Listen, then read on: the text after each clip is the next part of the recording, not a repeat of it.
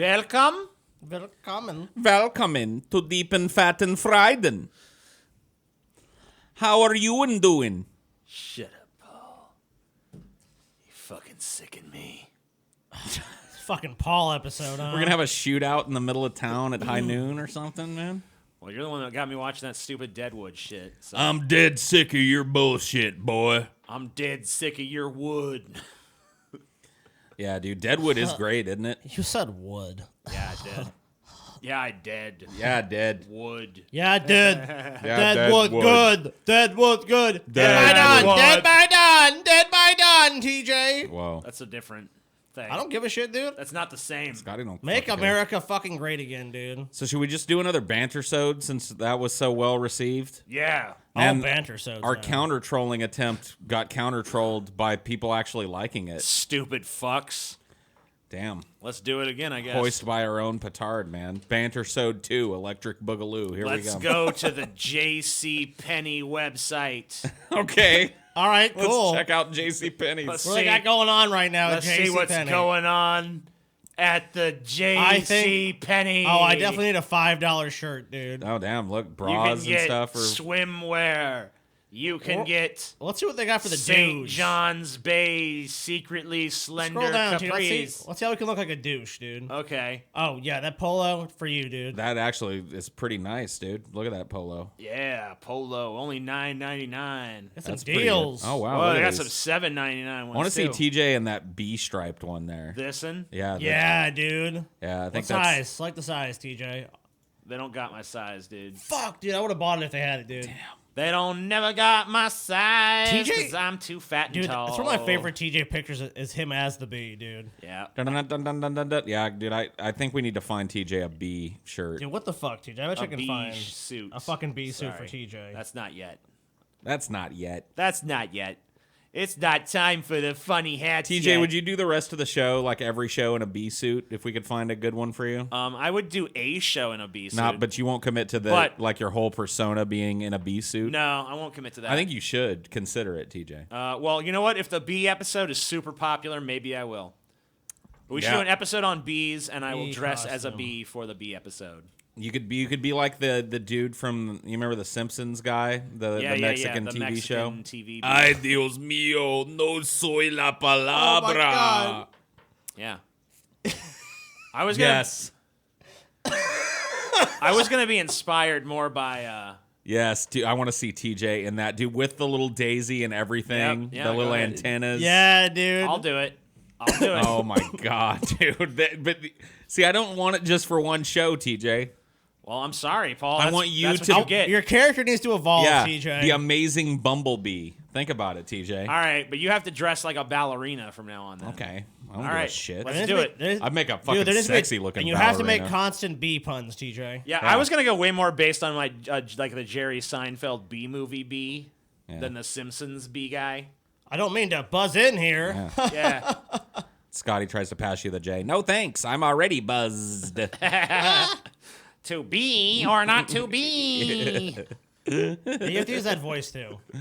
From now on, I tell you this. This is my B voice. The problem with bad ideas is that they cross-pollinate in the right wing. Waka waka waka. Horrible. Just horrible. All right, all so right. I guess that's enough banter, right? Yeah, I Did we guess. banter enough, or do you have some more banter you Bantery, want to get off your bantery. chest? Scotty, you got any more banter? Let me see. You have any banter How in your about that decanter? weather? Weather's pretty hot. It's sunny It's and hot. hot. It's not hot. It's kind of hot. It's hot outside. It ain't hot yet. All right, Paul, you know what? I want you to go stand out in that fucking street for 20 minutes and come back and tell me if you think it's hot or not. All right, Go ahead and do it. Let's pause the show. I'm TJ. doing it right now. Doing it right now. I'm on my way. Have you guys heard the new, the only place that banner I have left is, dude, have you guys heard the new Rammstein song? Rammstein. Yeah. Which one? The Deutschland. Deutschland. song. Yeah, it's pretty good. There's a newer one than that, dude. Well, I don't know. I'm kind of thinking about Deutschland because, I mean, this episode kind of begins in Deutschland, does it not? Does Kinda, yeah. It kind of does. Well, Paul, you pulled a picture of these fucking weird Prussians. German motherfuckers. They're Prussians, guys. They're German. Prussians. the Prussians. German. These are Prussians. Why is Trump there with a Hitler mustache? I don't know. I honestly don't know. But that dude in the back with the big, that's me. See over the shoulder Oh, in the yeah, back dude. there? See, this is why, and you complain that every time you're always like, oh man, people just think everyone with a beard looks like me, and then you fucking play right into it. This time, it actually is me back there. That does not look like you. That dude's way too skinny. I used to be thinner. If anything, you look more like the dude in the front. You look more like this Wilford Brimley fuck. Fuck you. Leading the fucking charge. He's pretty cool looking too, actually. I mean, yeah, he is, so. I'm not gonna lie. Whatever. So when are you gonna fucking shave your beard and just have this Wilford Brimley mustache, dude? That's Embrace it, Paul. When I get tired of the beard, I'm definitely gonna do some what if you got crazy shit. diabetes? If I got diabetes, I would have to. You have to at that point. Do you agree? Mandatory. Do you agree here and now that if you are diagnosed with diabetes, you will make an effort to look more like Wilford Brimley? No, fuck that. No, I want fucking performance art based shit, dude, where Paul just transforms himself into Wilford. That's what Brimley. I want. If I'm gonna do a B, you have to become Wilford Brimley. Live your life as him. You have to talk like Wilford Brimley. Pretend you're in the same you movies have to act and like shows Wilford Brimley. he was in. That's mean. You have to have the resume of Wilford Brimley. I'm not asking you to shave You have to start your head pitching reverse mortgages and shit. Yeah, dude. I don't know, dude. I don't know that I could pull off Wilford Brimley. I don't You know definitely that I could. Do it. could. I don't have the mustache for it, man. Well, I think you could, Paul. My mustache would be weird. The weird thing to me about Wilford Brimley is he's still alive. Isn't that weird? Doesn't that make you want to buy his products and shit? I guess. It means his diabetes shit works. In fairness to him, at least, TJ, you didn't make one of those comments like, Wilford Brimley's still alive? No, he's still I mean, a lot of people probably believe he's dead, so that's what step I'm up. saying. So it's kind of, when you find out he's still alive, it's like, whoa, really? It is a big positive. Yeah, and he says he's 84. He's 84, dude, and people talk so much shit about him, but he's made it longer than a lot of other fucking people who are skinnies. He's outlived all the skinnies, dude. Yep. Sometimes a fatty, they live long enough to fucking laugh at the skinnies. And his most recent movie role was in Timber the Treasure Dog, which doesn't even have a fucking Wikipedia page. Whatever, dude. Good on him. He's still working. He's that 84. old, What do you expect? Making kids movies or whatever, cashing checks. His last television appearance was he appeared on Craig Ferguson in 2011. As himself. Yes. Nice. And that's pretty much it. That's what He's an doing. icon. But I don't know. I don't know So what his last tonight we commercial are. was. Though. It's a good way to open tonight. We are DFFing Wilford Brimley. Yeah, Wilford Brimley tonight. So Anthony Wilford Brimley is an American actor who has appeared in films and television series. After serving in the Marines, and okay, fine, we could talk. I heard about he has diabetes too. He's got the diabetes. No, these are diabetes. So we're doing an episode on kind of the history of D&D, how the whole crazy concept came about, and I thought I kind of knew, but I didn't. And really, by all rights, I should be starting this episode with a discussion of chess. Because chess seems to be where all the roads lead when it comes to this kind of tabletop gaming shit. Yeah. And chess was used by military people to, try out different strategies. And there were different types of chess boards, too. Yeah. Whoa. Oh, is that Wilford? Was that what now? Is that Wilford Brimley that I heard? I didn't hear anything. I don't believe so. Oh, okay. I'm sorry. I just thought I heard things. I'm Wilford Brimley. Oh, my God. Maybe I drank too much Mountain Dew and I'm going insane. I went to see a doctor. Yeah, Paul might need to see a doctor. He's, I think, was it bromine overdose? Yeah, dude. Yeah, dude. I've got a hefty dose of bromine. Yeah, I don't know. So I wish there was something of him saying diabetes, but there's not. diabetes. I want to hear him say diabetes. That's what I really wanted. Wow.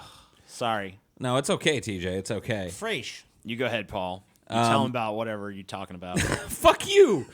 Diabetes. Yeah! There it is. Dude. There it is. And I've slipped up, and I've eaten ice cream and apple pie, and I've done things I shouldn't do. You shouldn't do Diabetes. You've done diabetes. Check your blood sugar and check it often. Yeah. Diabetes. All right. I'm going to take this away from myself now. Sorry. Holy shit. Make sure you sprinkle throughout the show. Sorry. So the war generals and stuff in the early 19th century, they used to play these weird chess games that had like 4 players with bigger boards and stuff. But there was a clear need for like a visual way to represent war so they could plan strategy and test out different strategies and simulate attacks and enemy troop positions and stuff. Right. And so this dude in the next picture, I pulled Baron von Reiswitz. Reiswitz. This is the dude that basically invented D&D right here. Okay. I mean, I don't in think a so. roundabout way. In a Yeah. roundabout way. I mean, if he hadn't have come up with his concept, there's a good chance that D&D would have never been born. So if you want to really thank somebody, why does he got a bunch of noodles on his fucking shirt? You want me to thank some damn kraut? those some are Nancy? those are epaulets, TJ, and They look like noodles. they look like the curls They look like on big the head of a- rigatonis. TJ, can you They kinda believe? do. TJ, can you believe what this man is trying to sell us? Some damn Nazi right here invented a good American game. You know what I think this guy had, dude? What did he have? Diabetes. You think? Yeah, I I think thought he you were had- going to take that away from yourself. I lied. Nah, that's a lie. Paul, you actually believe that shit, dude? Yes, I did. That was naive of you. I'm a gullible fool. Yeah, I'm taking this away from myself for 5 seconds. I'm giving myself a whole 5-second moratorium. Fucking TJ.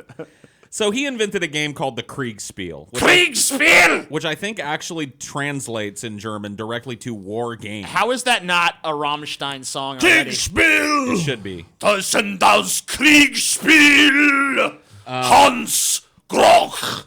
So he invented this game, Right. and started using it, and it didn't catch on right away, but word of this game got around to the king at the time. So the king was like, fuck yeah, I want to play some Krieg. I don't think they were called the King. I think they were called, like, the Kaiser. So every aspect of the game was to be looked at anew, starting with the playing area. So he wanted to redesign one that was even more useful, and so Do we he have designed. like a picture of Kriegspiel? Yeah, I mean, this is it here. This is them playing Kriegspiel? Kriegspiel here. Kriegspiel. And this is- Kriegenspiel. This is a more simple game of Kriegspiel being played here, but in the early days, this is what it looked like. So it got more complicated than And this. in fact, it incorrectly shows them using little iron horsemen here. That actually didn't start until much later. Back in Okay. the early days of Kriegspiel, it was like little representations of units. They were little blocks that were meant to take up the same amount of space that a division would take up. I see. So, like, if you go forward a little bit, I think I pulled some more pictures. So of this is kind of like, it's kind of like Risk a little bit. It's a turn-based Yeah. strategy game. So Okay, here's so here's like the traditional Yes. kind of. So this is what it would have looked like in its early days, and still how it looks now. People still play Kriegspiel. Right. And what the king wanted done was a better map that actually had 3D, features on it and all of that. And this Baron von Reiswitz guy built that, but it was so prohibitively expensive to build that this game really didn't catch on with the general populace. It was Right. You kind of had to have money to play. Right. It was more of a gentleman's game and a military man's game, but it definitely was a game that people enjoyed playing, and some problems arose very early on with people arguing about the outcomes of certain maneuvers and stuff. Right. So at first it was only played with 2 players, each one having its own division and regiments and stuff like that. Right. So you definitely there was no sort of authoritative body you could kind of turn to. It was all about like Right. And there were rules to the game, but everybody knows that rules are not only meant to be broken, but they're I mean, look, in games People like find loopholes. interpretation. and in Right. games Yeah. like this, they're so complicated that the rules are not always super clear. Right, and as there's a to lot how of they room should be for enforced argument. and what they should be and all that stuff. And so they started implementing somebody named an umpire, who was an impartial third party who would do all the calculations and make the final judgments on whether moves succeeded or failed and how much the troop. It was a much needed thing, and that, of course, if you know anything about D&D, is the analog to the game master. Now, did they use dice? You know, when you first find out from your doctor you got diabetes and Fucking you're piece handed a fucking fistful of fat prescriptions, shit, it can TJ. be Hope you get fucking mind-boggling. diabetes. Wow. Hope you get fucking diabetes, TJ. Yeah, he is going to get it now because he's making so much fun of Dude, Wilford. I just wanted Enjoy your fucking cream soda, the TJ. name of the fucking it's a Coke Zero.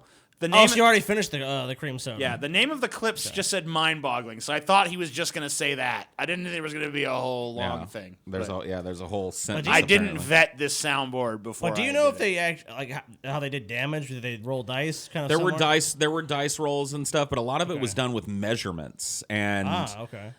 preconceived notions of how much damage an artillery piece would do and how distant it was and all of that. So it was more of a game of calculation of distance between the pieces, taking into account elevation. You can see there's a regiment arranged on a hillside here, so obviously, taking the high ground afforded you some bonuses. But dice were used at certain aspects, but they weren't a major part of the early days of Kriegspiel. Okay. Diabetes. Yep. All right, TJ. It's wonderful, TJ. It's so awesome. It's funnier every time you hit Man it. doesn't like to admit he was scared, but I truly was. I wasn't afraid to die. That goes along with the game, right? So the game, as it existed back then, was in the shape of a 6-foot square table, open at the top, filled with 4-inch square terrain pieces made in plaster and carefully painted to show roads, rivers, villages, etc. So you could interchange the. So these are just figures here. We're gonna get to those right now. So these are more recognizable, I think, to people that are enthusiasts of D&D.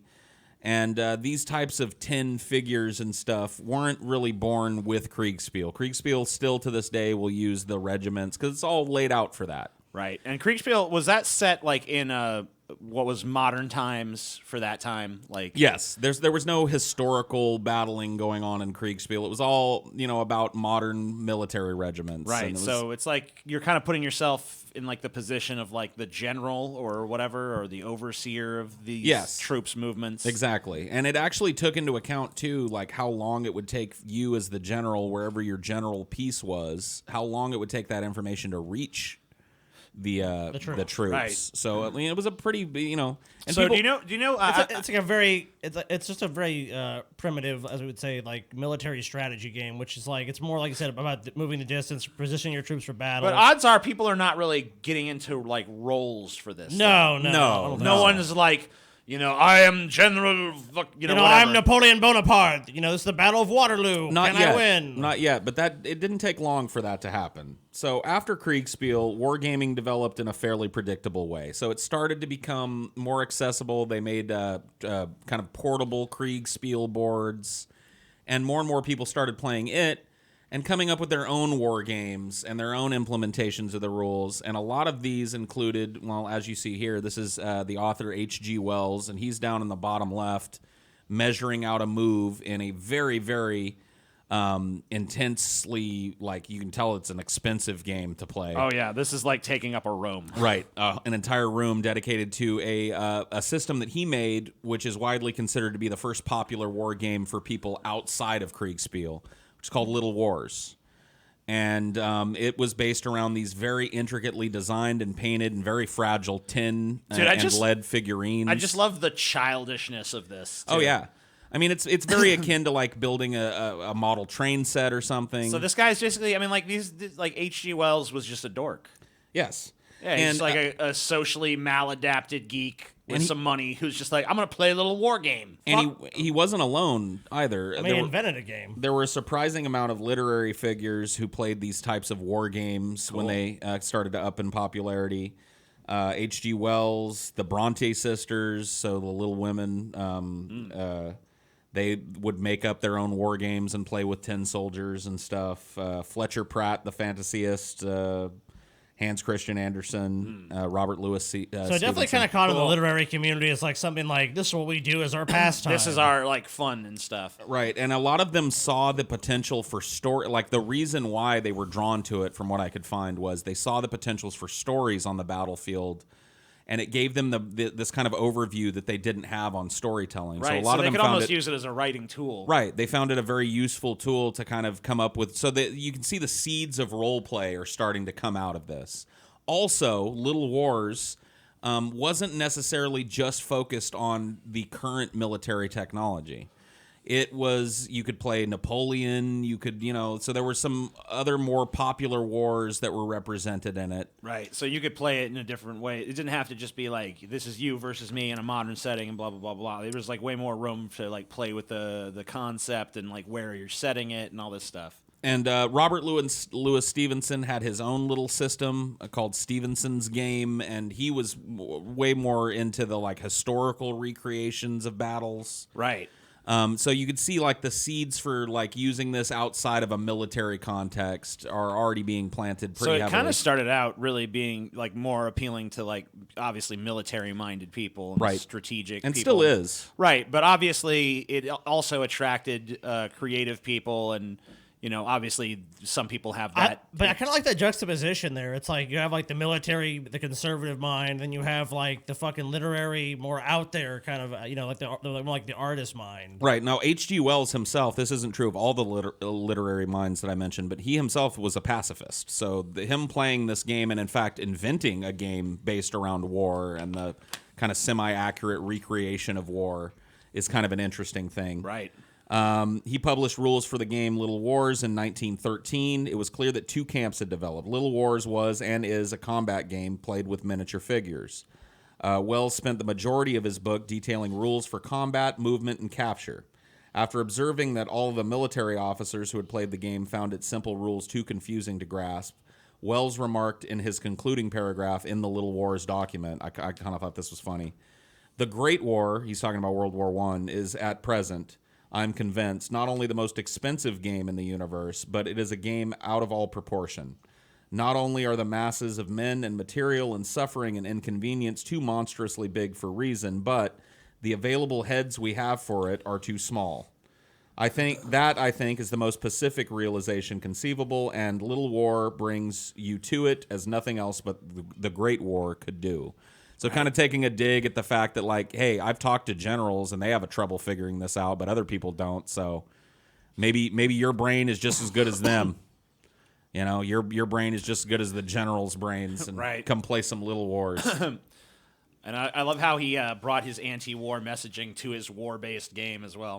Right. One of the things that kind of made it stand out that I found was kind of interesting when I was reading a little bit about the system of Little Wars is it was based heavily on actual projectiles being used. Oh, okay. So they would make these little spring-loaded and rubber band-loaded guns for the artillery and fire matchsticks and stuff. And where the shot landed was how they determined damage and how many people in the troop were killed by it and stuff like that. So there was a yeah. advertisement for the book here. And you can see these guys, they're laid down like that because they're literally lining up. They're lining up shots. Yeah, and this is actually H.G. Wells here, too, playing with one of his sons, I think, Cool. in their backyard. But yeah, they're like trying to, and he used to lament that his son was not as good strategically as he was, but would often beat him just based on his superior shot placement. That's how it works sometimes. So, there was an element of skill and fine dexterity to this game that makes it kind of interesting. Yeah, cool. A lot of tabletop. I'm sure there's probably some that incorporate projectiles and stuff, but like as far as I know, D&D and Pathfinder, the ones we've been kind of dabbling with, do not. Yep. So a funny Little Wars game sees rival commanders bombard their adversaries with matchsticks fired with spring-loaded triggers in tiny cannons. Careful measurements from where the matches land decide the number of victims. This was looked on with disapproval by some of the modern war gamers and military minds who preferred theoretical bombardments worked out with distance tables and math. So it was looked on kind of like as it made this game a little unrealistic because, firing a matchstick across the yard is not necessarily the same as firing a carefully planned shell or mortar. But he adds, combat was based on shooting solid projectiles at the figures. Today, this would be discouraged because of the risk of someone getting a projectile in the eye, but it was the chance of damage to the finish of the lovingly painted home-painted figures, lovingly created, that led to the switch. So it was actually because people started to really value their little figures.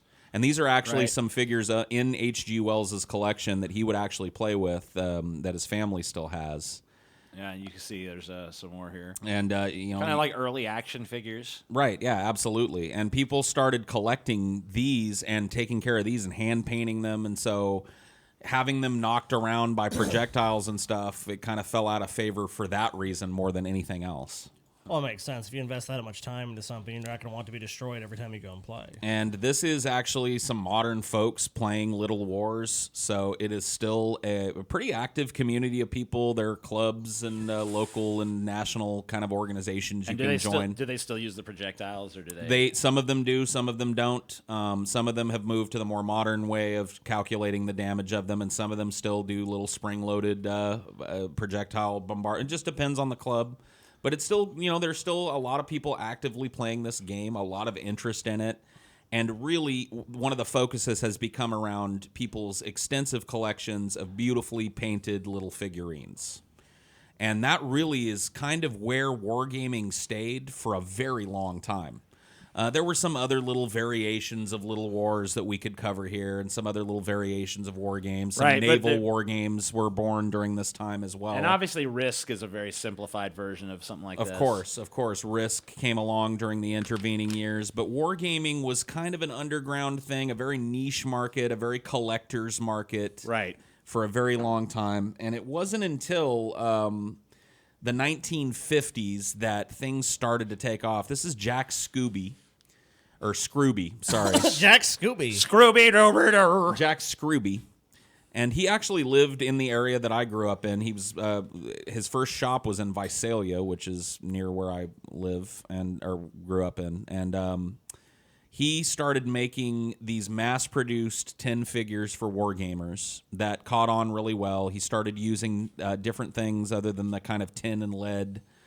At first he was making tin and lead, but he focused on like painting them himself and designing them himself and making them durable so that they could be knocked around, and it really caught on for him. So when people did this originally, like they were making the figurines themselves. They would make them themselves or order them unpainted from certain specialty places. But yeah, he made the whole process simple. Yeah, anyone can basically start playing the game just by Right. themselves. He was the you know what I first. kind of wonder though is did he have Diabetes. It looks like he is carrying a little weight around his midsection, So so he it is might have very been. likely he might have had diabetes. Does that make you feel good, TJ? It does make me feel good, Paul. Wow.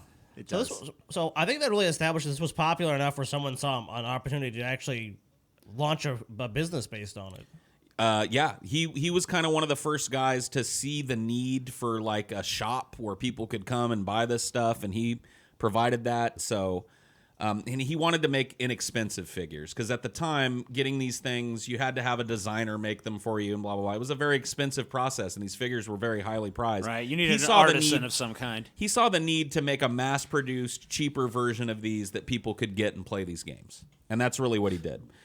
So he made innovative use of RTV rubber molds. In 1958, Scrooby began selling figures of his own design, which he sold for 15 cents a piece as late as 1962.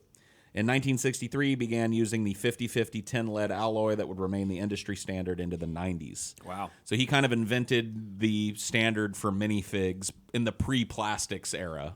Yeah. In 1956, he also organized the first U.S. and perhaps first anywhere miniatures convention in California. And in 1957, he launched War Games Digest, which was the first publication devoted to military miniature gaming. Initially, he had only 50 subscribers and built from there. So he was a big figure in kind of bringing this game to a place where your average Joe could walk into a shop and go like, oh, this looks cool. I'll buy a few of this and I'll play this with my friends or whatever the fuck. Yeah. So it really started to catch on as a cultural thing in the 50s. But it wasn't until 1971 that... And that's what we're seeing here, right? This is this chainmail here? This is an early game of chainmail being played. And chainmail was invented by Gary Gygax, who we'll talk about extensively in this episode, and another guy named Jeff Perrin. And basically, he saw a need for this minifigure warfare kind of thing to go more historical. And chainmail was a medieval war simulator. So knights and crossbowmen and pikemen and that sort of thing. Set in that kind of a universe. And it was really, really popular with people. There was really nobody that was doing that kind of a setting for wargaming. All of it was kind of Napoleonic and after, you know.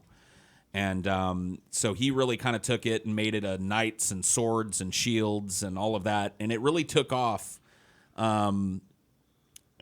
So something, he says something had been forgotten in the 45 years since. Oh, wait. So there's a little bit of controversy about chainmail. A lot of people will point at this and say this is really the first Dungeons and Dragons-esque thing that was born. Sure. But there was actually a company of wargamers prior to chainmail being written and codified and released as a set of rules for this war game that were doing And you can see the rule books here. Yeah, these for are chainmail. the first edition rule books for chainmail, $5 a piece, you know, for your rule guide. But in the early 70s, there was a New England Wargamers Association was one of these clubs that were kind of a wargaming, and they were playing a game that was medieval based and based largely on the Lord of the Rings. So it had wizards and it had ints and it had all of these things that have kind of become codified in modern D&D, but it also had rules that are almost completely mirrored here in Chainmail. But the guy that wrote all of those rules, a guy named Leonard Patt, is not, of course, as you see, credited anywhere. So this is actually kind of a new little bit of intrigue in the history of D&D, because this information has not been known for a long time. So basically, it just came to light recently in people's consciousness. I believe what was the game that It game? didn't really have a name. It was being played by just a crew of people, but it had rules. Right. So it was a 2-page set of rules developed for a late 1970 game run for the New England Wargamers Association, which were designed by Leonard Pratt.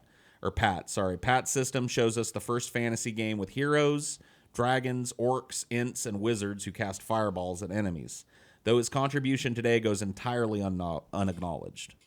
So, really, there's a gap in the history of D&D that I was lucky to stumble upon. If that's the case, though, it really kind of matters at that point? Were Gary Gygax and Jeff Perrin aware of that game? Yes. Yeah. So it's demonstrable they were aware. I of it. actually read that Gary Gygax, he actually didn't publish his biography until like 2015. So Yes. I think a lot of this information is coming out, probably due to that, and also, I mean, one of the things that I saw, and I did a little bit of research into this too, was just that there's been a lot of claims made that, hey, we had the first one. Right. But this seems like the one with the most credibility. This is the first one to come along that has a shred of credibility to it. I didn't pull it for us here because it's a long document, but they actually have that document announcing it, dated and all of this. I don't think it takes away from what Gary Gygax created. I just think it's an interesting little footnote that, the long considered father of modern tabletop gaming might have cribbed his big idea from somebody else. Yeah. And look, dude, history is littered with men that have done that. Seen somebody that had a grand idea and been like, fuck, they're not doing anything with I this. could do this better. Yep. So I don't really begrudge him for it. I'm not trying to come at it from that angle. I mean, look, it's definitely plausible, but at the same time, they made it into what it was. That guy might have been instrumental, but he didn't really have the big vision for it. So, so Jeff Perrin and Gary Gygax create Chainmail. And I found a quote. I don't think I pulled it here, but I'll this is actually Jeff Perrin here. Yeah. More modern picture, obviously. But he talked about how when he was playing Chainmail with his group, eventually the people he was playing with got kind of sick of the medieval setting. And he talks about how he wasn't. He was like, I still was all into this. So that's why I started layering in these dragons and wizards and heroes. Now, whether or not you believe him or whether or not you believe that he just started copying more and more of this other system. Right. I think that it's pretty clear that the latter is true, but the former could also be true. Right. He started. They could both be true at once. Too, right. He started sprinkling in the fantasy elements, and that's really when. So basically, people were getting bored with Chainmail, and he wasn't. So he's like, okay, I got to save Chainmail somehow. How do I do that? Right. I'll add all these crazy fantasy elements that'll get people intrigued and keep them invested, right? So that I can keep this medieval setting that I like. Yeah, give them more options, give them more opportunities to play the game in a different way. And it's also during Chainmail that we start to see dice for the first time really become a major part of wargaming. It had been used in some other systems, but it's really a codified part of Chainmail. They use 2d6s to determine kills and damage and stuff. So kind of a lot of the recognizable skeletal structure of a D&D game is there in Chainmail. The fantasy creatures and spells exploited the contemporary popularity of the Lord of the Rings and helped make Chainmail Gaidon, which is the little publishing company that released it, its bestseller. Here's that interview.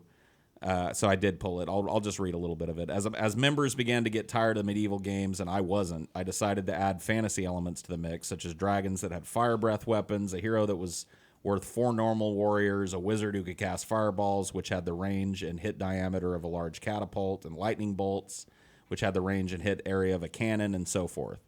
I converted a plastic stegosaurus into a pretty fair dragon, and there were no models of them around in those days. So he goes on to talk about like how he had to kind of homebrew a lot of the fantasy figures, because think about it, like before that became a real, now finding a little dragon or whatever. It's nothing. Right, but back then nobody was making that shit. You can make that yourself now. 3D printing technology. Fucking, if you can imagine it and program it, you can make it. Yes. But at the end of the game, it's really the supplement that was at the end of Chainmail that added all these fantasy options that gave birth to D&D. So Gary Gygax and Dave Arneson. This is Dave Arneson here. This is Dave Arneson here. He was a member of a gaming club. Gaming clubs were pretty popular back then. It had some pretty cool names. Gary Gygax, he was a member of a group called the Castle and Crusade Society. And the society had ranks, just like medieval royal people would have. There were barons and dukes. Counts. Yeah. So the king of this particular society was a 14-year-old kid. But there was a baron in the society named Dave Arneson who took that 14-page supplement at the end of Chainmail and adapted it to his own fantasy world called Blackmoor, a setting once again inspired by The Lord of the Rings, combined with elements of Arneson's own imagination and various mechanics pulled from other games. So it was a really kind of a brilliant homebrew, taking those fantasy elements and really fleshing out a campaign based on wizards. And dude, one of the things I have to say is, looking at images of these guys, that I totally expect them to be the creators. Oh yeah, they definitely look like dudes that were playing D&D. They fit the part. It's not like some guys like, I can't believe they created it. It's like the shop owner dude was kind of a surprise, Jack Scrooby. But these guys, no, I totally buy it. But the premise that he had that really locked in was that characters, instead of controlling whole armies, were playing one character. They play one character. Now, he lifted that idea. There were other war games. There was a war game, I guess, called Bronstein, which you could do this sort of thing in. And you would explore dungeons. The characters in the story would persist from session to session, with the characters working cooperatively and improving over time. All of these were new ideas. So he kind of codified this idea of, like, you pick a character, you pick a class. As you play, you get experience points, you get stronger. And the next time you get to use those new weapons and spells and stuff against the next piece of content. So by basically just going around and taking elements from things that he liked, he cobbled together something that was totally new and innovative. Yep. And that's what kind of pisses me off when people they say, oh, this guy had this great idea. It's like, yeah, but a lot of times these things are like a synthesis of so many other ideas and systems. And you see with D&D what you've just talked about. I mean, there's so many elements that had to come together, and the timing had to be right. They had to have the ability to even buy the pieces, you know what I mean? Because like you talk about the miniatures, that I mean, there had to be so many different people with these ideas that come together to make this a reality. Right. So in fall of 72, Arneson drove down to Lake Geneva, Wisconsin from Minneapolis to run a game of Blackmoor for Gary Gygax. Gary Gygax had heard about this new system that everybody was playing. He said, come down and run a game for me. That's what happened, and Gygax was apparently just immediately blown away by the game and how fun it was. He immediately asked Arneson for the rules, and he got these handwritten 18-page document. He took that document and turned it into like a 50-page core rule book, and what they had was basically the first edition of Dungeons and Dragons. And they collaborated on this, or Gygax just went and wrote it? Gygax took the 18-page document that Arneson wrote and built the whole system around it. So that was the nature of their collaboration. It was It seems like that's kind of how shit goes in this tabletop world. Is people just kind of like, I'm going to go take this and I'm going to make something new with it. Gary Gygax tried to originally sell D&D to a publisher, but no one would publish it. See, the company here, Tactical Studio Rules, is actually a company he started. Yeah, he started TSR himself because, despite the fact that he clearly had lightning in a bottle here, he could not find a publisher that would... Why is that so often the case with these stories? Because people, like a lot of these companies, don't know what people want. They can't see the next big thing. I mean, this happens so much, but like it ended up working out well for him in the long run. Because him publishing this ended up creating his career. Right. The game cost $10 at release, which was considered to be kind of an exorbitant price. So there was a lot of piracy of this. Sure. One dude would buy it, go down to the Photocopy library, a bunch. photocopy it, and hand it out to his buddies. I mean, sure. That But makes total sense to me. Despite all of that, Dungeons and Dragons, as we conceive of it and as we kind of play it, we don't really play D&D, we play Pathfinder, but it's very, very similar. It's obviously derived. Right. Well, what we play is obviously very derivative of what was created here. And it was born with this. And, you know, just from living in this country that it became a huge cultural phenomenon in the 80s. And that's what we're going to talk about for a little bit here. Dude, I mean, like, the crazy thing is, like, even if you talk to, like, my stepdad, Steve, who is, like, total outdoorsy, redneck kind of guy, he'll tell you that when he was a kid, he played Dungeons and Dragons. It was huge. I mean, it caught on like wildfire with college-aged kids and high school-aged kids. It was like, it was a precursor to video games. Yeah. Right? So it was the first time that you were actually empowered to step into the shoes of an alternate personality and live a different life. So there was definitely more going on than just the silly rule books. And unlike a video game, like, you know, I mean, say what you want about even the best video game, you don't have the same sort of range of options. Absolutely and things not. you could, like, not even close. No, I mean, the free, that's really what made this break out of other war games. Yeah, it got rid of all the rigid... Yeah. Not all of the rigid structure, obviously, but it created structure to give you guidelines and principles, but as far as, like, what you can do in the world, it's pretty much limitless. The freedom of the player is absolute in Dungeons and Dragons. Within the confines of the world that they live in, whatever decision you want to make, there's a contingency for it, and there's a consequence for it. And that was the big idea. And so all throughout the 70s, it became a huge kind of underground hit with young people. And going into the 80s, it was just a well-worn cultural phenomenon amongst young people by that point. And of course, following close on the heels of that were the pearl-clutching Puritans who decided that this was corrupting children, making them do horrible things to each other. They were communing with Satan. And really all of that started with the unfortunate story of one dude. And his name is James Dallas Egbert III. Sorry. No, don't be sorry. It is a dorky name. No, I just, you know. So in 1979, Egbert disappeared from his dorm room at Michigan State University and was traced to the steam tunnels that ran underneath the campus. Damn, he's dead. There, the trail went cold. He did. His parents hired private investigators and a private investigator and tireless self-promoter William Deere to look into the case. Deere knew that Egbert played D&D, knew that some of the Michigan State students LARPed in the steam tunnels, so they were actually playing a... Hold on, let me just I'll read this article thing here. Sure. They talk about the D&D shit here. Sure. They mention it here, then they get into it here. They're like, in the highly complex fantasy game, players assume the roles of contrived medieval characters who oppose each other in war campaigns. It was said that Dallas, who graduated from high school at the age of 14 and who had an IQ above 140, was attracted to the game by its intellectual challenge. He was found last September 12th in another state by a private investigator, William Deere of Dallas, who was engaged by his parents, blah, blah, blah, blah, blah. The circumstances of his disappearance have never been explained. So they're basically, what they're trying to do here is be like, first they're talking about the fantasy game, then they're talking about his disappearance being unexplained. Right. So even though the two are probably not linked whatsoever. And see, this is a later article about this. The Right. earlier articles, when he was disappeared, also made mention before they found him, because eventually they of the just, D&D, right? Right. They just found that he ran away. And but in that interim time when he was still missing, the media went wild with this insinuation that his disappearance and possible death was somehow connected with this game that he was Like playing. a psychosis. But they from have the no- game. Like he became convinced he was a character. in the game. And from what I could find, the basis of that assumption was an interview with this very self-same private investigator where he just offhandedly mentions it in the interview. D&D He just done it. says, the kid played Dungeons and Dragons, and so that's why we think he might have been in the steam tunnels down there. And that's really all the media needed to go, Dungeons and Dragons killed this kid. And when he was found alive, it was too late. Like, by the time that people found out that it indeed wasn't Dungeons and Dragons, but a host of mental problems that this poor kid was suffering from that were at the root of his problems, it didn't matter. The truth didn't matter anymore. Yeah, but I mean, even here, once they found him, they're still trying to link it to his disappearance. Exactly. You can read the tone of this article, and they're still covering a lot of D&D in a case that had nothing to do with D&D.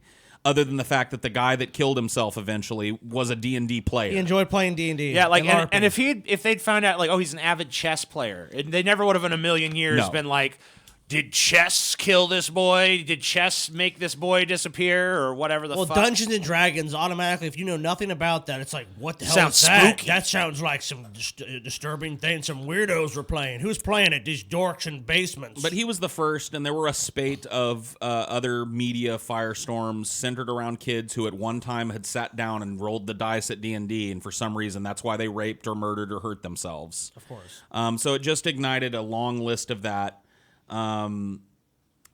If you've never played D&D, you assume that the game goes wrong. Satan is summoned and sucks out everyone's soul. By the time Egbert showed up 6 months later, living in Louisiana under assumed name, William Deere's far more colorful version of events had taken hold in the media consciousness, and 2 books were already on their way to market. The first was from Rona Jaff. This is the most widely known and popular. Which, by the way, is better than anything else Rona Jaff has ever written. Which So the is kind of sad. The charlatans came out of the woodwork, is what you're saying. Absolutely. I mean, the meme amongst bored housewives was clear that they were concerned now about this game that their children were And playing. this was actually adapted into a film as well. Yep. So she does mint 2 conventions that become staples of this mini genre in this book. The first is that each of the kids turned to RPGs because something was broken inside of them. So in this book, the character Kate's parents are divorced. The character Daniel's parents push him too hard. Jay is neglected by his divorced parents, and Robbie's brother ran away from home. So there's Oh my God. The insinuation is that the reason that these kids retreat to this fantasy world is because their lives are so shitty. And that very well may be true. So basically, she basically established the whole like nerd kind of trope, right. The to outcast, some extent, the at least a little outlier. It's kids that are coming from broken homes that are, not able to cope with reality. Meanwhile, look, the kids who are playing Dungeons and Dragons might be socially awkward and shit, but the kids who really had those kind of problems couldn't get other kids together to play a game of fucking Dungeons and shit. Dragons with. Well, at least the Dungeons and Dragons kids had friends they could hang out with. This and shit. book was sold on there's an evil thing the kids are doing. None of these parents actually checked out what Dungeons and Dragons is about. And even if they did, it was probably in some like, Hey, this is not about Dungeons and Dragons, Scotty. This is about mazes and okay. monsters. Of course, because they don't want to be sued. The other convention, and probably the more far-reaching and lasting convention that she helped to establish, was that the fake role-play system that she came up with is incredibly silly, cringy, and something that most people that play this game probably would never do. It's like the names of the characters. Kate was Glacia, the fighter. Jay was Freelick, the frenetic of Glossamere. Freelick? A sprite. And Robbie was Pardieu, a holy man. I mean, it's just like the system is it's very like dorky and lacking imagination, and really it's how people that play D&D are still portrayed in the media. Anytime you see somebody do a little D&D dig or whatever, a little D&D comedic skit or whatever, they're always like, I am Ragnar the Merciless or whatever. It's always very like trope driven. And because of all this stuff too, actually, they replaced in the second edition of D&D demons and devils. Yeah. Actually, I have it here. In advanced Dungeons and Dragons second edition, the demon and devil races were called Tanare and Beitizu. Yep. I pulled a little bit about that. So yeah, this got and we'll cover a little bit more of it. We'll watch some of these movies. So in 1982, there was a made-for-TV movie that was made about mazes and monsters, starring our very own fucking Tom Hanks in his first role. Whoa. His first, it says here his first leading role. Right, his first big breaking role. So let's take a look. Is this this is from it? There are 2. What do you guys think happened? One of the players Robbie played with got carried away and killed him. Well, that's kind of far out. Mazes and monsters is a far That's kind of far out. You cut him off. He was about out game. He was about to double Sword, down on it, poison, TJ. Spells, battles, maiming, killing. Hey, it's all imagination. Is it? Yeah? Yeah, it is. I'll be talking to you. Damn. This is awful. Detective douchebag there, man. So you can see the All right, portrayal so here. if anybody in the audience ever sees Tom Hanks in real life, you don't see him in this scene. You'll see him in this one. Yeah. That I'm about to play. If anyone ever sees Tom Hanks in real life, don't tell him you're a fan of Forrest Gump or any of his fucking actually good movies. Tell him that you are a fan of Mazes and Monsters. I think we should watch Mazes and Monsters for a Cinema versus I think we Cynics. should watch it. I think it should be our next one. Yeah, dude. I think it should be our next one. I think it should be too. But anyway, let me set up this next scene. Oh, sorry, you go ahead. So in this next scene, what happens basically is that Tom Hanks's character, obviously D&D player, he plays the holy man Pardue. Eminem player, Paul. Sorry, Mazes and Monsters player. My bad. And he kind of like loses his grip on reality and thinks he's actually Pardue, the holy man, and goes on a quest to New York City to save the princess or some dumb fucking shit. And in this scene, he's about to jump off the top of the World Trade Center, and his friends finally find him before he can do it. This is the worst thing I've ever heard of. Okay. Robbie! Robbie! Robbie! Robbie! Pardue, what are you doing? Going to join the Great Hall. You can't. It's a trap. I have spells. I'm going to fly. You don't have enough points. I am the maze controller. Dude. Dude, no. What the fuck? All right, we're watching this. I have enough spells. We're watching this, dude. I mean, Tom- this does look like a cringe Dude, factory. if there was fucking... If we had a closed caption here, it'd be Tom Hanks squints. Maze control. Yes. And I have absolute authority in this game. Can't jump now. Game? Game. It's a game. But it seems so real. Oh, my God. Oh, no, dude. not a close-up. What the fuck is this? JJ, what am I doing here? No,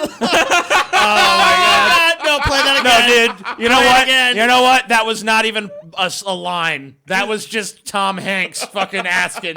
Play it again. He Asking was his asking agent. the fucking director. What am I doing here? What am I doing here? Bullshit. Play that part again, dude. JJ, what am I doing here? JJ, what am I doing here? What am I doing there? This is like TJ. Oh, shit, dude. TJ, what am I doing here, man? TJ, what am I doing, dude? What am I doing here? Is it really just a game? Game? Yes. Game. JJ, what am I doing here? Oh, that's a drop. We got to get that as a drop. TJ, what am I doing here? It's JJ. Oh, is but- it JJ? But yeah, we still got to do it. JJ, what am I doing here? It sounds like he's saying TJ to me, but it is JJ. Kate, what? JJ, what am I doing here? What am I doing here? Oh, God. Kate, why can't I remember? Brand new can turn to.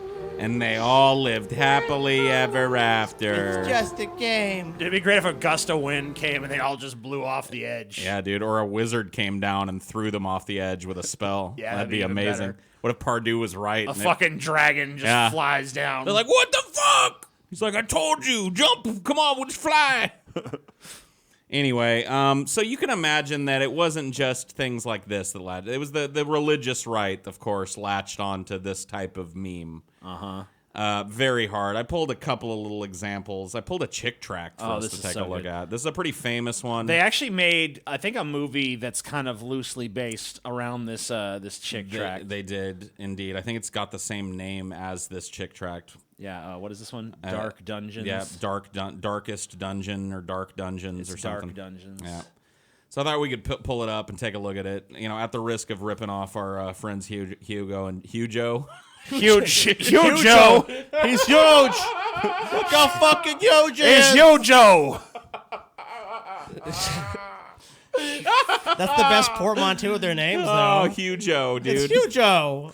Yeah. Well, I how's wanna that? rip off That's not a Hugo. Oh, portmanteau. well, yeah, whatever. It's fine. just make fun. If only there was a word for fat that rhymed or sounded like Jake. Bake. Bake. Hugh, Joe, and Bake. Sounds more like weed reference. I but know. okay. Bake sounds pretty cool. Yeah. That's a cool nickname. Would you rather hang out with Hugh, Joe, or Bake? Bake. I think you'd rather hang out with Bake, dude. I don't dude. want to be in the room with Hugo. Hugh Joe is too. Hugh Joe already fills the room. Can you get a picture of Hugo up, dude? We gotta see a picture of Hugo, dude. Okay. Hugo. Dude, Hugo is the room, man. No, man, dude. You're not even in the room. Oh, here with we him. go. He's just the room. You find a good one of him. This is one of the first one that's come up. This is the first one that comes up if you type Hugo and Jake. Oh, whoa, right. sellouts, dude. There's like sellouts. Damn. They sold Who thinks out. they're selling out, dude? What? Who I did think they this. sell I think out this to? might actually be one of their own videos that they did okay. this on. Here's a more recent picture. Fatter than ever, dude. I don't know. They actually look a little less fat than they used Have to. they Fatter than ever. Have they been losing the weight? I don't know. Put it up, TJ. Nobody can see Oh, it. I'm sorry. They were long ago supposed to be our first guest. You remember that, TJ? Yeah, long time ago, man. Yeah, never worked Oh, out. this is an interview embracing whatever, their we can see LGBT2 plus fans. There's Hugo, dude. Sharing the fucking headphones like they're Siamese Cake, twins. dude. Hugo and Cake. Hugo and Cake. I figured it out. Hugo with cake. Oh man. Whatever. They're a lovable couple of scamps. Yeah. Anyway, they already did this, but we're gonna do it too. Why not? I mean, we may as well. Damn, dude, the DM here looks fucking fierce. Dude, you won't believe the fucking plot of this thing. I'm gonna get in super close here, so we can just really Right. absorb. Okay, wizard, cast your spell. Okay, Dungeon Master, my spell of light blinds the monster. Oh, dude, no way, dude. You read that? Look, they're all brainwashed to be okay, dungeon. Well, then it's going to take us 20 minutes. Yeah, to I get don't through this feel like trick. it's... No, I'm just. Dude, and look at the diversity of this fucking. There's like an Asian chick, I think. No black people. There's like playing, no. though. There's a black dude right here. Is Right there? in the middle. Yeah, right in the middle. Oh yeah, he is a black dude. Yeah, whoa. Yeah, Paul. I mean he's couldn't not. tell. Well, you gave him a fro. Yeah. gave And him a some, fro. I guess, stereotypically black features or whatever the fuck. Oh God, it's so sensitive. Okay. The thief Blackleaf did not find the poison trap, and I declare her dead. No, not Blackleaf. No, I'm gonna die. Please don't make me quit the game. Please don't. Somebody save me. You can't do this. Marcy, get out of here. You're dead. You don't exist anymore. Shit. Damn, she doesn't fucking exist anymore? You're fucking gone. Fucking dead. Get the fuck out of That's here. harsh. Debbie, Now here's where the twist comes in. Debbie, your cleric has been raised to the 8th level. I think it's time that you learn how to really cast spells. You mean you're gonna teach me how to have the real power? Yes, you have the personality for it now. Oh shit, dude! Real magic? What the fuck is You've going been on? shaped by the game. The real power. Look at this. The intense occult training through D&D prepared Debbie to accept the invitation to enter a witch's coven. I've brought Elfstar to become a priestess and witch. And this dude's all like, "Welcome, Elfstar. Now you will become a priestess of Whoa, the craft." dude! So if I play enough D&D, I get invited to a fucking Yeah. join a witch's coven, dude. With a whole fucking All right, man, let's pentacle keep on the playing this ground, shit, dude. Yeah, dude. Altar, bunch of people in robes. Dude, we need to join one of these covens so they can like let us use this as a shooting space. We need to design our D&D set after this. Yeah. Just make it look like this. We just need a giant pentagram on the ground. Yeah. And a temple of Diana, I guess. Right. Mr. Frost, this is fantastic. This makes the game real. It's not a fantasy anymore. Last night, I cast my first spell. This is real power. I knew you were ready by the way you played the game, but this is just the beginning. There is so much more. Damn, this is fucking cool as shit. What the hell, Yeah, man? Dude, I wish D&D They're was finding like out this. there's real fucking magic. Like, this is great. Which spell did you cast, Debbie? I used the mind bondage spell on my father. He was trying to stop me from playing D&D. What a piece of shit. Can't have that. Look at that face. She looks The like a mind demon. bondage. Dude, I need to learn the mind bondage to use on Scotty. Be like, Oh, man. every time he's on my back, I'd be like, "Scotty, go do that shit yourself. You're in mind bondage." Yes, TJ. result? He just bought me $200 worth of new D&D figures and manuals. It was great. Yeah, you get like 2 figures and a manual for that, probably. Damn, it worked. Oh, shit. Ah! Later that week. Hey, Debbie, Marcy's on the phone. She wants to talk to you. She seems pretty upset. I can't. I'm fighting the zombie. Tell her I'll see her tonight. Who are you fighting the zombie with? There's no one else there. Yeah, no one else is playing. She's gotten so good she can play by herself. Dude, she DMs and plays. Damn, that's pretty impressive. She is all roles. Hi, Mrs. Anderson. Marcy wanted me to see her tonight. I'm glad you're here, Debbie. Marcy has shut herself in a room and won't come out. She hasn't been herself for weeks. I've been very worried. Ever since her character in the game got killed, it's as though part of her died. Maybe you could talk some sense into her. Yeah, just have her re-roll a new character. Elfstar is dead. She killed herself. Damn. No, Marcy, What? you didn't have to do that. Why Why can't you just create a new character, though? No. Why does she have to die? Everyone knows that once your character dies in D&D, it's you're traumatic, never allowed dude. to play again. Dude, when I was playing D&D and people experience character deaths, it happens, man. But like, you just get over it. It's like it sucks for the moment. You have to. But you embrace it. It happens to everyone. Scotty, if you really cared about D&D, you would have hanged yourself by now. Damn, dude. I guess so. It's my fault Blackleaf died. I can't face life alone. Marcy. Oh my God, not Blackleaf. She really loved that character, dude. Blackleaf sounds like a pretty dank character, though. If to you be understood how fucking cool Blackleaf was, Yeah. you wouldn't even want to re-roll another You'd character wanna hang after you'd yourself, played too. Blackleaf, dude. Yeah. Damn. Mrs. Frost, I can't get Marcy out of my mind. How could she do something like this? If I'd left the game, she'd be alive today. Get your priorities straight, Debbie. Your spiritual growth through the game is more important than some lousy loser's life. Doesn't even care about her. I kind of agree if she can actually cast mind control spells on Right. people. I mean, we're talking about real spells and shit Yeah. here, you know? I mean, you got to charge something to the game, you know? it would have happened sooner or later. Her spirit was too weak.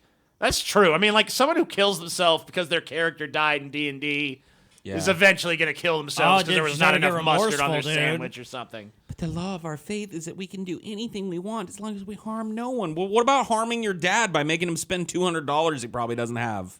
That doesn't He matter. didn't care back then. What have I gotten myself into? Don't be stupid, Debbie. I think you better let Elfstar take care of things. You're getting out of control. I don't want to be Elfstar anymore. I want to be Debbie. Why? Elfstar can cast mind control Yeah, spells. you're just lame Debbie. You're generic. I'm white losing the kid. plot here. I don't understand what the problem is. Hey, Debbie, what's wrong? Can I help? Thought I had all the answers, Mike, but now everything's falling apart. Sob. Debbie, I told you, Jesus is the only answer. Whoa. I've been praying and fasting for you. Why would you do that for me? Because I know you're involved in it. It's a spiritual warfare that you can't win without the Lord Jesus. What can I do? Come with me to a meeting this afternoon. The speaker came out of witchcraft, and he knows what you're up against. Oh, man. Luckily, Jake Handsome is there. I know. They made him so handsome. You who are involved in the occult think you have achieved power, but you have been trapped in a dungeon of bondage. Oh, Sexy. hot. The limited power you have been given is only bait to lure you to destruction. But Jesus came that you might have life, and that more abundantly. Damn. Damn. All right, can we skip this? No. Who cares? No, you gotta go. Jesus sets us free from the bondage of witchcraft and gives us victory over all the power of the enemy, Satan. God's word, Diabetes. yes, protects you from that. God's word declares that you must repent. Diabetes. Diabetes. Dude, I don't trust this dude at all. I will say this, man. What fucking kind of guy is part of an awesome fucking witches coven? Yeah. And he gets kicked out, dude. He you know what? He wasn't any fucking good at his D&D. He wasn't practicing. Whatever his fucking character was, uptightest, faggotus. He sucked, dude. Long and now story he's short, now he's chilling for Jesus. He preaches some gospel bullshit. She decides to go Debbie. up to God for help. He fucking blesses her. Yeah, he blesses her, and, And she the says, Oh my you God, can even see dude. the demon leaving her body there. yeah, She just went from one fucking goddamn scam to the other. that's dude. Elfstar leaving, dude. elf star, the demon elf star, Yep. vacating her body. Debbie burned all of her occult material that night. Damn, that's a fucking huge bonfire. Jesus Christ. And why are people hella like dancing around it and shit too? Like don't they're know. summoning a demon out of it. Maybe they are. Who are those? Is that people from the church? So there's actually a quiz we have to take now. Yeah. Do you believe Jesus died on the cross for you? I'm gonna go with no. No. Did you ask him to come into your heart and save you? I did once when I was a kid. I did. I can check. Yeah, yes I think or I no. did that Yeah, I think before. everyone pretty much did that at least. Yeah, I did the whole. I think altar everyone's call. at least tried that to see if anything happens. Sure. If you did, no, I didn't. So Hey, what was that right there? what? Oh, the Bible says there's only one way to heaven, TJ. Yeah. Jesus said, it just turns into preaching from here. Right. I mean, it was preaching Admit pretty you're a much from the sinner, start. TJ. Right, but it just turns into generic preaching from there. It doesn't This have a used to be- fun subplot about how D&D is this secret occult world. It that's- was pretty cool. I mean, to start off, it was pretty cool. It's like, you know, you had this fucking hot chick. Let's go back to when Marcy killed herself. That's fucking the best DMing. part. Yeah, Your that was lame the- friend offs herself. You know, your fucking dad just bought you $200 worth of D&D stuff. Everything was looking up for her. It's kind of unclear. I mean, like, I guess it's clear enough that she's hanging here, but, like, it kind of looks like she's standing on something still there, so. Well, it looks like she just did it. Like, look, the Right, chair is like falling falling over. to the side. So if she'd walked in that room just a few seconds earlier, She you could know. have saved her. But nope. But she wanted all her figurines, so she let her croak. Yeah, That's what it was. that makes sense, because that dragon's pretty cool. Yeah, dude, I'll take that dragon. If someone has to die for me to have that dragon, I'm cool with it. Yeah, I think I pulled one more little thing for this. If you want to go to the next. What's this? Oh yeah, this is Patricia A. Pulling. Okay. She founded an anti-occult organization called, I shit you not, BADD with two D's, BADD, and it stands for Bothered About Dungeons and Dragons. Go fuck yourself. This bitch. busybody, now whatever. Oh my God, She had a son who was depressed. I who contend. played Dungeons I have and good news. Dragons. I have good news for you guys. Though. What's that? She is dead. Good. What a tragedy. Thank She goodness. died in 1997. Yeah, her son killed himself, and she blamed it on Dungeons and Dragons. So she made this whole Maybe fucking. should have looked closer to home. Yeah, she made this whole organization. She founded the public advocacy group Bothered About Dungeons and Dragons in 1983 after all of her lawsuits were dismissed. So she tried to sue TSR and all these companies that were putting out these figures. Clearly unjustly with no real connection between those activities. And at that time, she Yeah. began circulating her pamphlets and stuff that had basically outlined her belief that D&D encouraged devil worship and suicide. BADD described D&D as a fantasy role-playing game which uses demonology, witchcraft, voodoo, murder, rape, blasphemy, suicide, assassination, insanity, sex perversion, homosexuality, prostitution, satanic rituals, gambling, barbarism, cannibalism, sadism, every other ism, desecration, demon summoning, necromantics, divinations, and other teachings. It's really funny that you have like religious figures within the framework of what they live, which is like, you know, most of us basically consider Christianity to be just a massively popular death cult that just Right. focuses on that almost, you know, not even your actual life here, except just living by this stringent set of rules where anyone can escape that and live in a fantasy world, which is doing harm to nobody. I mean, the only thing I've ever seen with D&D is it enriched people's lives. I've never seen any of these sort of like, oh, there's these elements of the stories. And homosexuality, I've never seen that played into the elements, but it could be. I mean, let's be frank about D&D for a second.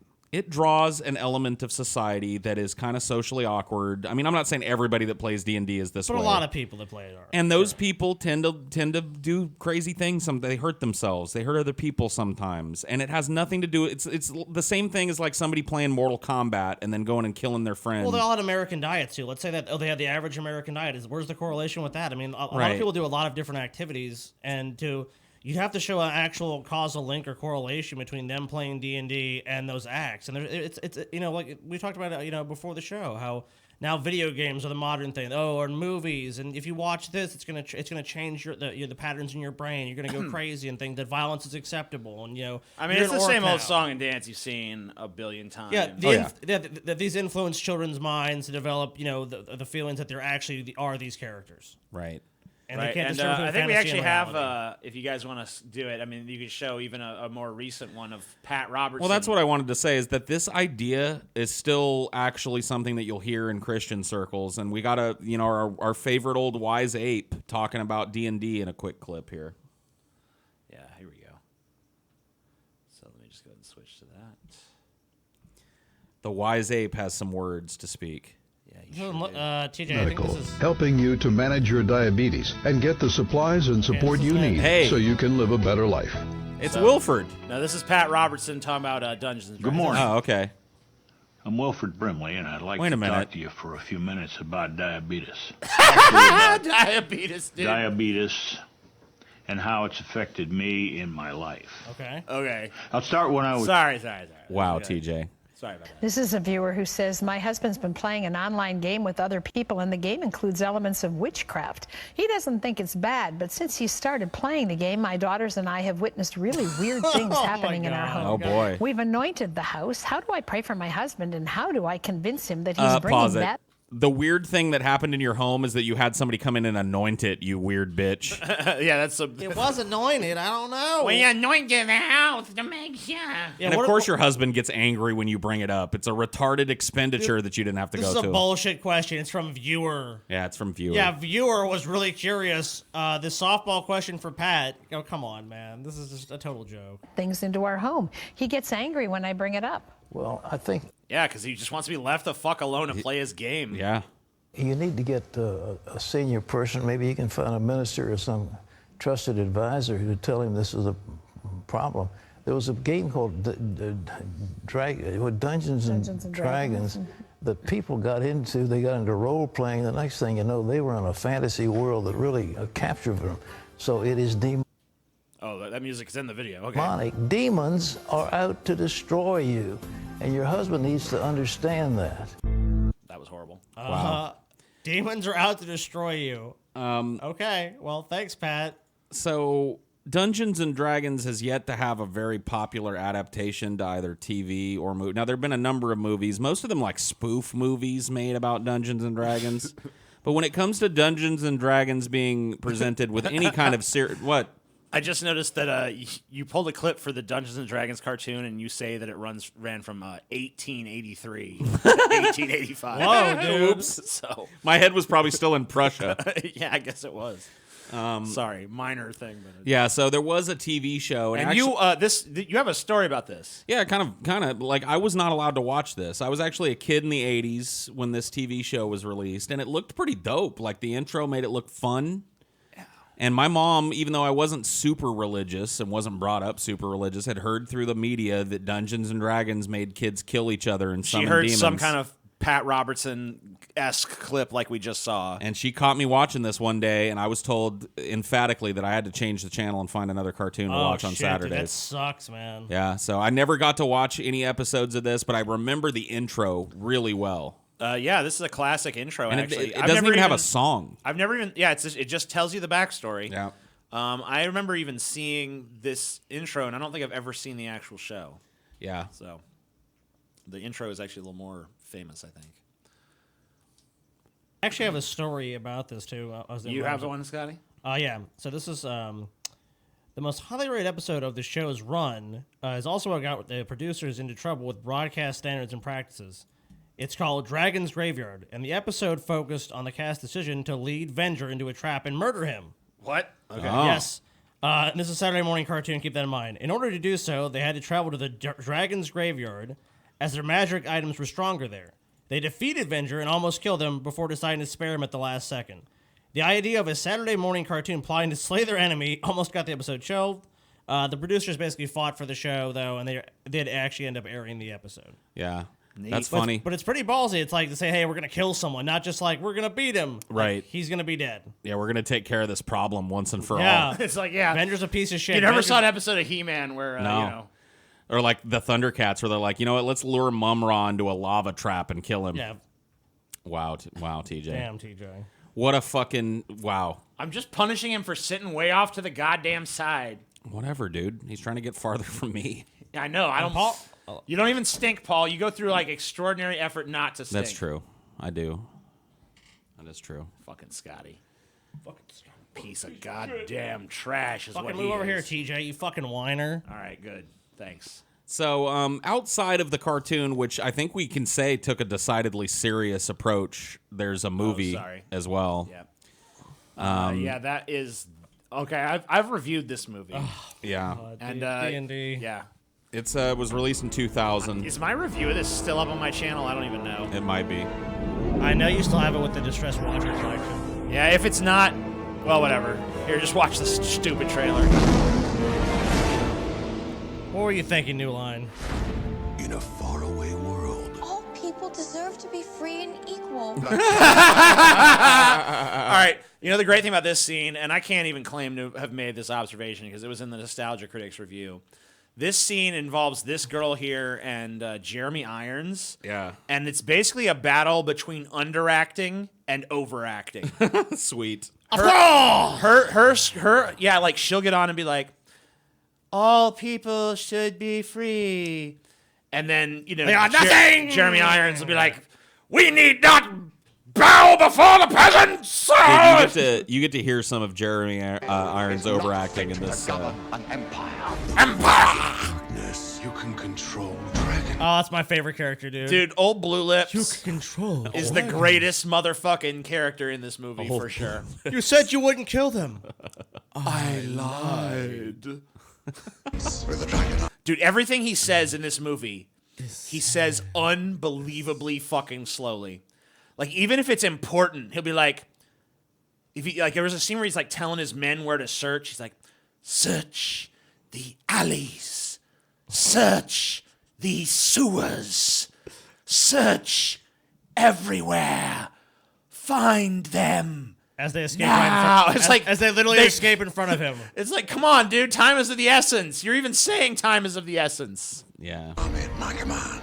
I can crush the Empress. This has got to be some twisted magic experiment gone seriously wrong. Have threatened. Snails, dude. What can I do to stop Profion? If you can obtain the rod of Sevril, you could control red dragons. I suggest we lay low, let the whole thing blow over, come back, rob everybody. There's one small problem. Problem? I kind of committed us to find it. Let the blood rain from the sky! Blood rain! Just when you think you're safe. Now, this movie might have been responsible for some suicides. Yeah, I can imagine. Don't touch that! Marlon Wayans being an idiot. He's just there to die, too. Good. Like, Marlon Wayans is literally just there because they're trying to get you to care about him so that they can have a sad moment in the middle of the movie. Got it. They killed Blackie! No! They killed Snails! Why? Oh, come back to life! We finish the maze, you win the prize. You'll have to do better than that. That's how I feel about this fucking movie. They must complete this task alone. You know, I love the way you track. I'll get Marina, you get the map. How you get the girl and I get a map? We gotta work out some new plans. Dude, can you pause this for a second? I hate it when movie companies do this. So this music that they're using behind this, not that it really fucking matters, was written for Stargate. Yeah. This is the Stargate theme. And they just, like, because it's made by the same fucking New Line Cinema shit. They recycled it. They just take that theme, which is actually really good, and they put it over this garbage that nobody would ever write any music for. Let me just ask you this. If you were a movie company, would you bother commissioning a new score for this? Absolutely not. I just hate that they take a good movie score. It's so antithetical to the game itself. We just talked about like how D&D is really only bound by the creativity that you can muster in your own imagination, and make it a generic fantasy movie that is actually below par, I would say, for the average fantasy film. Way below par. I mean, the fans of the fucking D&D, just everyone I've ever met revile this fucking movie. Wish it was named anything but Dungeons and Dragons. Dude, The Sorceress is probably a better movie.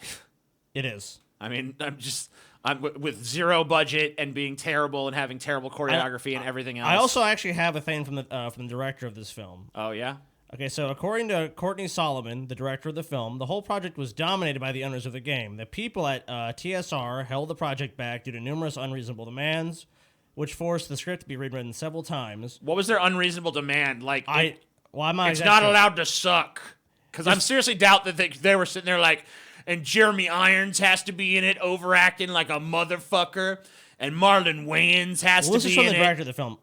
When Wizards of the Coast bought the rights to D&D, they immediately stopped production of the film, they sued the production to get basically to stop the filming of this because they were totally against. It's like, we don't want this made because obviously I think they saw it was going to be a massive shit show. The suit was settled out of court with the caveat that it had to be filmed straight away, otherwise the producers would lose the rights to produce the film. So basically, it had to be thrown together. So it was like they were actually working to produce this. So the court order was basically like, you got to do it now. And well, their settlement was like, look, you have the rights to this technically, but you have to make it now. And this is basically the result. So it could have actually potentially been maybe a halfway decent fantasy film, but under the time constraints, and I think the people had already invested money, so like, fuck it, we're making this piece of shit and putting it out. And this one was a huge flop. Yeah. And it's not hard to see why watching this trailer. I want them found. I want Oh, God, look at that monster, dude. Go back a little bit. Yeah, the eyeball it was thing, the dude. Observer. Or the, the Beholder, I'll sorry. try to freeze on it. Yeah, Beholder. I want them found. Yeah, it's a Beholder for sure. I mean, the CGI was so bad even for the time. It's that early 2000s where everything just looked awful. This is actually 2000. Yeah. So the dragons look even worse, in my opinion. Be careful. They look like something from Hercules: The Legendary Journeys.